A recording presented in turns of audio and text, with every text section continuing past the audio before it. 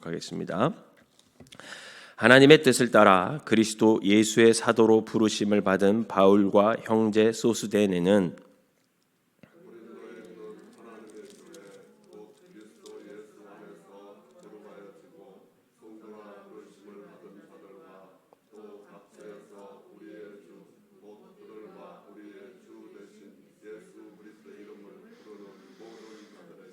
하나님 우리 아버지와 주 예수 그리스도로부터 은혜와 평강이 있기를 원하노라.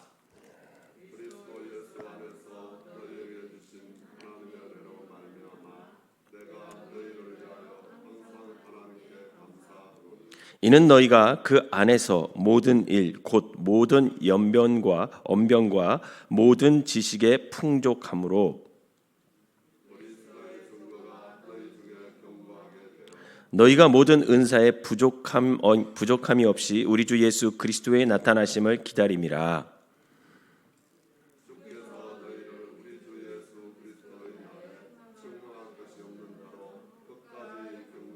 같이 읽겠습니다. 너희를 불러 그의 아들 예수 그리스도 우리 주와 더불어 교제하게 하시는 하나님은 미쁘시도다. 아멘. 부활절 이 새벽에 주님 전을 찾은 여러분들에게 하나님의 은혜가 함께 하시기를 주님의 이름으로 축원합니다. 오늘부터 제가 새벽 기도를 인도할 때는 이제 고린도전서를 가지고 말씀을 함께 나누도록 하겠습니다. 고린도 교회는 사도 바울이 2차 전도 여행 중에 오랫동안 여기서 이제 사역을 했던 곳입니다. 그러다가 이제 바울이 이제 제 3차 전도 여행 중에 에베소라는 도시에 있는 동안에 이 고린도 교회에 관한 소식을 전해 듣게 돼요. 그런데 그 소식이 굉장히 좋은 소식이고 아름다운 소식이면 좋았을 텐데 대부분이 다 좋지 못한 그런 소식들을 듣게 됩니다. 그리고 마침내 이제 고린도 교회에서는 스스로가 이제 자기네들이 여러 가지 교회 안에서 일어났던 문제점들에 대하여 편지를 써요. 누구한테 쓰냐면 바울 선생님한테, 바울 목사님한테 이제 편지를 쓰죠.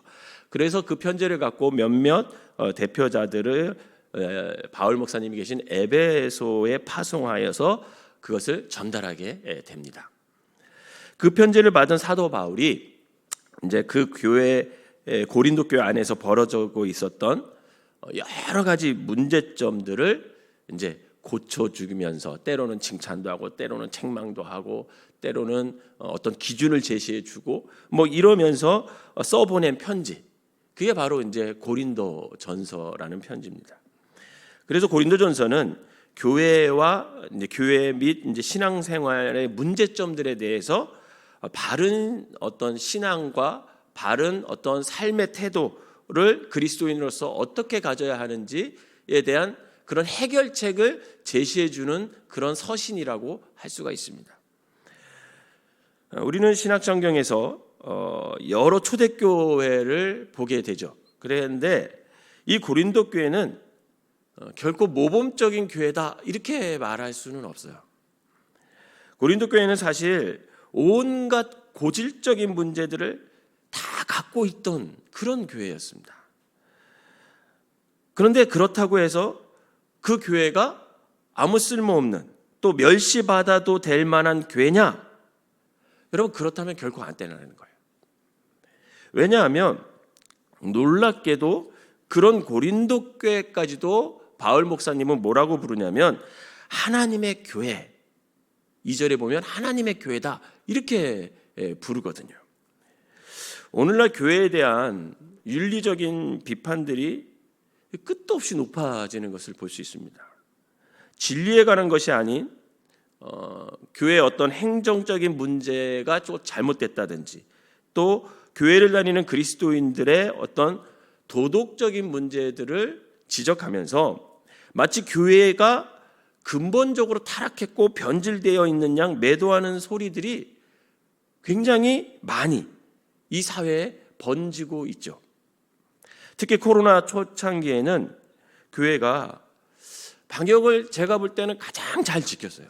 가장 잘 지켰는데도 불구하고 몇몇 교회의 이기적인 모습을 그냥 전체 교회가 다 그런 양 매도하는 언론들을 발표를 보면서 마치 이 땅에는 정말 신앙생활을 할 만한 교회가 하나도 없는 듯이 그렇게 매도하는 것을 보면서 굉장히 마음이 아팠습니다. 그래서 오히려 사람들이 교회가 개인의 참된 신앙생활에 어쩌면 장애물이 되고 정말 혼자 집에서만 성경 읽고 기도하고 그렇게 자기 신앙을 지키는 것이 어쩌면 최상책이 아닌가? 이런 혼란에 빠지게 할 정도로 교회를 비판하는 걸 보면서 이거는 성경에 굉장히 교회가 머리 되시는 머리가 되시는 그 예수 그리스도가 교회의 머리 되시는데 그 예수님이 얼마나 마음이 아플까 그런 마음이 굉장히 많이 들었습니다. 그런데 정말 그럴까라는 거예요, 여러분. 이 땅의 교회에 문제가 좀 있다고 해서 우리가 교회를 그처럼 함부로 비판하거나 혹은 아주 멀리하고 살아도 될까? 이런 걸 한번 질문을 해보는 거죠. 적어도 사도 바울은 그렇게 생각하지 않았습니다. 제가 사실은 마가복음서를 새벽기도 다 끝나고 고린도전서를 시작하게 된 이유가 뭐냐면 우리가 교회를 코로나 이후 시대에 어떻게 교회를 다시금 우리가 출석을 다시 하면서 예배를 참석하고 대면 예배로 전환하면서 과연 우리가 어떤 마음으로 신앙생활을 해야 될까라는 것을 좀 나누고 싶은 마음에 제가 고린도전서를 택했어요. 적어도 사도 바울은 지금처럼 사람들이 교회를 비판하는 것처럼 교회를 생각하지 않았다라는 거예요. 그처럼 문제도 많았던 고린도 교회, 오늘날도 아무도 그 이름을 따라서 교회 이름을 지으려 하지 않아요. 그죠? 여러분 어디 가다가 장지동 고린도 교회 이런 거 보셨어요? 저는 안디옥 교회는 봤지만 고린도 교회라고 이름을 붙인 교회는 없거든요. 그런 인기 없는 그런 교회를 두고서도 사도 바울은 고린도전서 서두부터 오늘 서두 우리가 읽은 1장 1절에서 9절부터 이렇게 읽으면 거기 때부터 뭐라고 얘기하냐면 2절에 고린도에 있는 하나님의 교회 이렇게 얘기해요. 고린도에 있는 하나님의 교회. 아주 깍듯이 하나님의 교회다라고 부르고 있습니다. 그러면 왜 사도 바울은 고린도 교회를 그처럼 높이 존중했던 것일까? 왜 우리가 이 땅의 교회들을 그 약점과 문제점들이 있음에도 불구하고 끝까지 하나님의 교회로 귀중히 여겨만 할까? 오늘과 내일 새벽에 2시간에 걸쳐서 좀 그것을 좀 말씀을 나누려고 합니다. 사랑하는 성도 여러분, 왜 그 약점과 문제점이 많음에도 불구하고 끝까지 우리의 교회를 하나님의 교회로 귀중히 여겨야만 할까요? 오늘 첫 번째로는 왜 그러냐 하면 여러분 교회는 예수 그리스도를 통하여 성도로 부름받은 자들이 모인 곳이기 때문에 귀한 존재라는 것을 여러분 믿으시길 바랍니다. 본문 1장 1절부터 3절에 우리 다시 한 번만 읽어볼까요? 오늘 본문 1장 1절에서 3절까지 한번 다시 읽어볼게요. 한 목소리로 같이 읽겠습니다. 시작.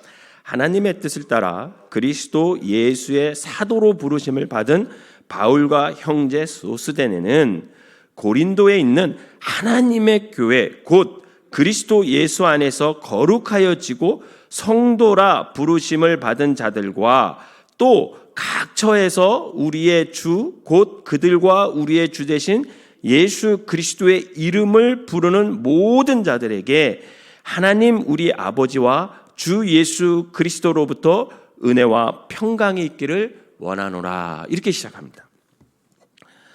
바울은 편지글의 발신자를 밝히는 서두에서 자신을 가리켜 뭐라고 얘기합니까? 그리스도 예수의 사도 이렇게 밝히고 있어요. 이것은 하나님 말씀 선포자로서의 권위를 수신자들 앞에 분명하게 밝혀두는 겁니다. 그가 예수 그리스도께로부터 세움받은 사도였던 까닭에 이 편지도 세상 그냥 주고받는 사람들이 주고받는 그런 편지가 아니라 하나님의 말씀을 대언하는 것이고 신약 성경의 한 권이 될 만한 권위 있는 말씀이다라는 것을 강조하는 거예요. 그리고 소스데네라는 이름은 사도행전 18장 18절에서 고린도의 회당장으로 등장하거든요.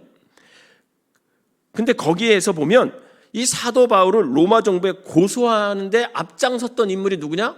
바로 소스데네예요. 만약 이 본문의 소스데네가 그 고린도의 회당장과 동일한 인물이라면 그는 나중에 회심하여서 독실한 뭐가 된 거예요? 크리스찬이 된 거예요. 하여튼 이 본문의 소스데네는 고린도 교회 교인들에게 잘 알려진 사람들이었고 아마도 이 고린도 전서의 편지를 대서하는 데 서기 노릇을 했던 사람이었을 거다, 이렇게 추측할 수 있죠. 고린도 교회는 물론 고린도에 있는 교회입니다. 여러분, 고린도는 당시에 각 민족과 나라들의 어떤 문화와 정치와 종교, 이게 뒤섞인 거대한 아주 가마솥과 같은 그런 사회로서 자유민만 해도 25만 명에 이르는 아주 큰 도시였어요. 사도 바울 당시, 즉 주후 50년경에 이 도시는 아가야 지방, 즉 오늘날의 그리스에 해당하는 지역의 수도가 되었다고 합니다. 또한 로마 제국 해군의 강력한 보호를 받으면서 무역의 중심지가 되어서 굉장히 활발한 무역을 통해서 엄청난 부를 누림으로써 당대의 이름 높은 대상업 도시로서 전성기를 누리고 있었던 도시가 바로 이 고린도라는 도시였어요. 하지만 그 반면에 그 부로 인하여서 또한 각종 타락과 퇴폐의 최대 온상지가 바로 고린도라는 도시였습니다. 신전에 있는, 그때 당시 이제 고린도에 많은 신전들이, 우상을 섬기는 신전들이 있었거든요. 그 신전에 그 종교적인 어떤 매춘이 일어났던 곳, 그래서 창녀가 굉장히 많았던 곳, 그게 바로 고린도 도시였어요. 소위 사랑의 여신을 섬긴다는 미명 아래 자행된 고린도의 매춘이 당시 얼마나 유명했는지 다른 도시에서 고린도 여자다, 고린도 여자들 이렇게 얘기하면 창녀라는 뜻으로 통하는 그런 도시였습니다. 그런 다양하고도 혼탁된 그런 사회 문화 가운데 자리 잡고 있던 이 고린도 교회였던 까닭에 사도 바울은 이 편지 서두에서부터 뭐라고 밝히냐면 그 교회의 특수성에 대해서 강조하고 있어요. 여러분, 교회, 에클레시아란 이 헬라어 자체는요, 원래 일반 세속단체에서도 볼 수 있는 보통 단어였습니다. 하지만 70인역에서 이 성경을 썼던 70인역의 단어가 구약의 이스라엘 공동체라는 뜻으로 이 교회라는 것이 쓰였어요. 그러면서 신약에 와서는 기독 신자의 공동체라는 뜻하는 아주 특수한 용어로 자리 잡게 돼요. 그러니까 교회라는 것은 어느 단체 함부로에 사용한 게 아니라 그리스도인들이 모인 공동체를 교회라고 이렇게 표현을 했던 겁니다. 게다가 본문에는 하나님의 교회라고 표현함으로써 교회는 세상의 어느 단체보다 다른, 아주 본질적으로 크게 다르다라는 것을 뚜렷하게 강조하기 위해서 교회라는 단어를 쓰게 되는 거죠. 그래서 고린도 교회가 하나님의 교회다라고 말하는 것은 그 교회가 어떤 바울이나 아볼로나 게바나 그에게 속한 게 아니라 어디까지나 하나님에게 속한, 하나님께서 친히 세우시고 소유하시고 관장하고 계시는 교회다라는 뜻을 밝혀주는 겁니다. 여러분, 이 땅의 모든 교회, 생명나무 교회를 포함한 크고 작은 모든 교회는 하나님께 속한 교회임을 믿으시기를 바랍니다. 하나님의 교회예요. 그래서 그 안에 문제가 있더라도 그 교회는 굉장히 소중한 교회예요. 여러분, 그러면 보다 구체적으로 그럼 하나님의 교회란 어떻게 성립되었다, 어떻게 성립되었을까라는 거예요. 사도 바울은 그것을 두고 2절에 뭐라고 하냐면 곧 성도라 부르심을 입은 자들의 모임이다, 이렇게 말해요.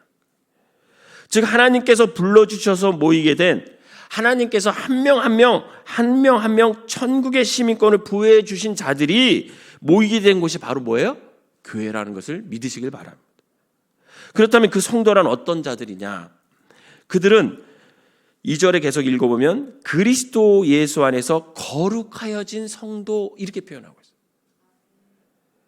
여기 거룩하여진다라는 말은요, 그리스도의 대속의 피로써 죄로부터 깨끗하게 씻음받은 그런 사람을 말합니다.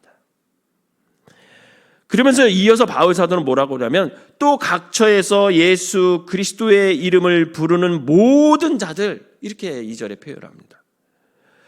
그러니까 각처에 흩어져 있는 모든 예수님을 믿는 모든 사람들을 그 안에 포함시켰어요.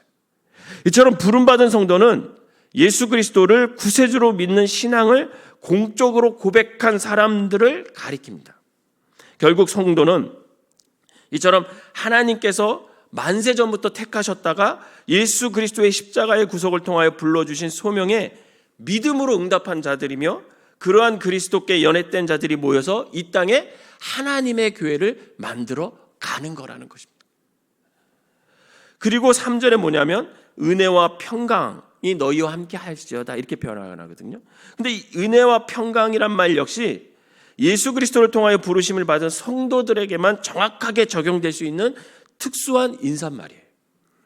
여러분, 은혜는 죄인이 하나님께로부터 죄를 용서받게 된 유일한 원인이 은혜예요. 다시 말해서 오로지 하나님의 은혜 때문에 구원이 죄인들에게 값없이 주어진 선물이라는 겁니다. 그리고 평강은 뭐냐면 그처럼 죄 용서받은 자가 남은 이 땅에서 사명 감당 잘하다가 누리게 되는 축복의 상태, 그걸 평강이라고 얘기하는 거예요. 더 이상 죄 때문에 고민하지 않고 죽음조차 두려워하지 않고 그야말로 평안한 생애와 평안한 내세를 누리는 것, 그게 평강이라는 거예요. 그러므로 고린도전서의 서두는 언뜻 보기에는 편집글의 흔한 인사말처럼 들리지만 사실은 오직 예수 그리스도 안에서 구원에 대한 확신과 체험이 있는 그런 성도들에게만 제대로 통용될 수 있는 아주 뜻깊은 인사말이다라고 할 수 있는 것입니다. 이처럼 그리스도를 통하여 하나님께로부터 부르심을 받은 성도들이 모였다는 바로 이 사실이 고린도 교회를 나머지 고린도 도시와 완전히 구별시켜주는 굉장히 중요한 특징이었다라는 거예요. 다시 말해서 고린도 도시에서 하나님의 부르심을 받은 성도들이 모여있는 것은 어디밖에 없어요? 고린도 교회밖에 없는 거예요. 고린도 도시가 그렇게 타락하고 그렇게 물질만능주의로 황금만능주의로 움직이지만 그 가운데서 유일하게 하나님이 일일이 선택하셔서 불러주셔서 그리스도인으로만 뭉쳐있는 교회, 그게 바로 고린도 교회라는 거예요. 물론 고린도 교회에 몸을 담고 있어도 아직도 참된 신앙이 들어가지 못한 자들이 있어요. 그리고 또 교회 안에 여러 가지 문제들을 일으키는 자들이 많이 섞여 있는 것이 사실입니다. 하지만 그래도 고린도 시민들 중에서 분명히 구원받은 택한 자들을 하나님께서 불러 모아 두신 곳은 오직 어디밖에 없다? 고린도 교회밖에 없다라는 것입니다. 그래서 고린도 교회는 여전히 어디까지나 하나님의 교회다 이렇게 부름을 받을 수 있다는 거예요. 이처럼 교회는 사람이 스스로 모여 어떻게 회칙을 만들고 회장 뽑아서 그런 세워진 그런 단체가 아니라 하나님께서 친히 성도들을 불러 모아 주심으로써 성립되는 하나님의 교회라는 거예요. 그래서 아무리 문제가 있다 해도 이 교회 외에는 믿는 자들의 공동체란 것이 이 땅에 다시 존재하지 않는다라는 겁니다. 하나님께서 교회 외에는 다른 어떤 종류의 신앙 공동체에도 결코 만들어 놓지 않았다라는 뜻이에요. 이 말을 바꾸어 말하면요, 여러분, 교회 밖에는 구원이 없다라는 것과 똑같이 말할 수 있다. 하나님께서 택하셔서 예수 그리스도를 믿게 하시고 구원하신 성도는 반드시 교회 안에서 불러 모으셨다고 이렇게 오늘 성경에 기록하고 있으니까 교회 밖에 있는 사람들은 분명 아직 구원받지 못한 사람들이라는 거예요. 사실 사람이 이 지상교회 안에 들어와 있다고 해도 다 자동적으로 구원받는 건 아니죠. 한번 구원받았다고 해서 영원히 그 구원이 지속되는 건 아닙니다. 하지만 교회 밖에 남아있으면 여러분 절대로 구원받을 수는 없다라는 거예요. 그러니 교회는 여러분 굉장히 중요한 곳이에요. 왜? 그 교회를 통해서 복음이 전해지는 것이고 그 교회를 통해서 구원의 역사가 일어나기 때문에 그렇습니다.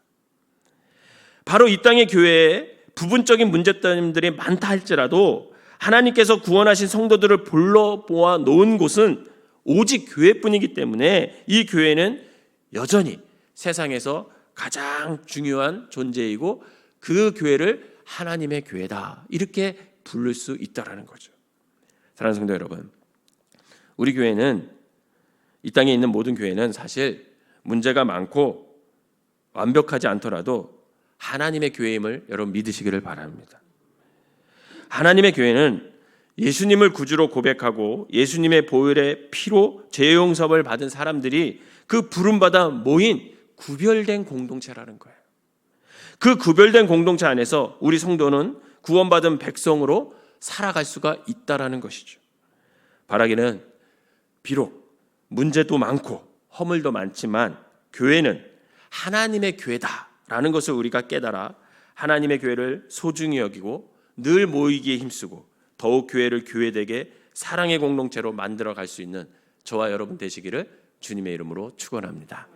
내일도 똑같은 본문을 가지고 왜 또 교회가 이 땅에서 소중한 존재의 두 번째를 좀 얘기를 나누려고 합니다. 기도하겠습니다. 사랑과 은혜가 충만하신 하나님 아버지 감사합니다.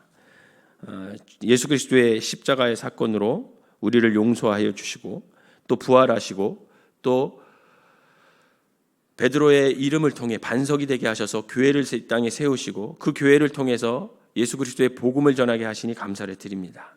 하나님, 여전히 문제는 많고 실수투성이고 또 서로 상처 줄 때도 있지만 그래도 우리 교회를 통해서 아버지 하나님 한 사람 한 사람 예수님께서 구원의 백성으로 불러 모아 주시고 그 사람들로 교회 공동체를 이루시고 또 그 사람들로 인해서 복음을 전하게 하시는 것을 이 시간 믿습니다. 많은 허물이 있지만 많은 문제가 있지만 우리 교회가 하나님의 교회임을 깨달아 늘 하나님의 교회를 소중히 여기고 늘 다시 모이기에 힘쓰고 더욱 교회를 아버지 교회되게 우리가 사랑으로 힘쓰고 나눌 수 있는 믿음의 사람들이 되게 하여 주셔서 이 땅에 있는 모든 교회가 특별히 생명나무 교회가 하나님의 뜻을 이루는데 부족함이 없는 교회로 성장할 수 있도록 인도하여 주시옵소서. 특별히 이 새벽에 예물을 드린 손길 주님께서 축복하시고 그 기도가 응답되어서 하나님과 더욱더 친밀한 관계를 쌓을 수 있도록 인도하여 주시옵소서. 거룩한 주일입니다. 특별히 부활주일로 하나님께 올려드립니다. 아버지 하나님, 이 예배를 오늘 하루 동안 드려지는 이 예배를 주님께서 받으시고 아버지 하나님 그 예배 가운데 우리가 다시금 절망과 아버지 하나님 힘든 속에 두려움 속에 있는 것이 아니라 소망을 갖고 부활의 주님을 찬양하며 우리가 그 소망으로 이 땅의 힘든 것을 모두 극복하고 새롭게 도전하며 살아갈 수 있는 믿음의 사람들이 될 수 있도록 인도하여 주시옵소서. 예수님의 이름으로 기도하옵나이다. 아멘.